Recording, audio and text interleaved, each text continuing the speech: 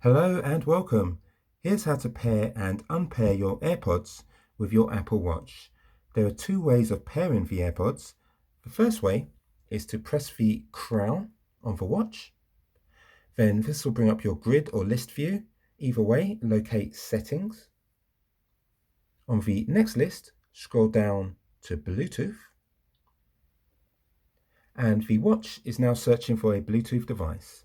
Let's grab the AirPods, flip the lid, and press and hold the button at the back of the case. This will put the AirPods into discoverable mode, and we'll know they're in discoverable mode because the light in the case is flashing white. Once it's flashing white, you can let go of the button at the back. I'm going to place those down. Have a look at the watch. It says AirPods not paired.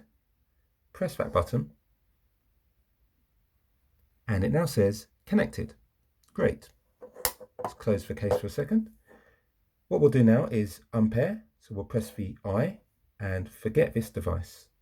Removing AirPods from this device will remove it from all the devices on your iCloud account. That's okay. We'll click forget device and it says AirPods not paired. Now we'll just give this a couple of seconds. Sometimes takes a while to remove the name altogether.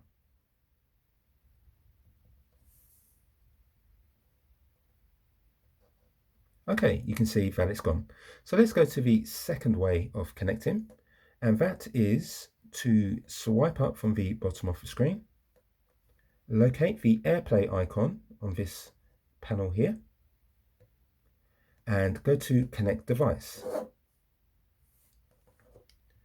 And this brings us back to the same Bluetooth window, and we'll just repeat the process. Flip the lid, hold the button down, starts flashing white.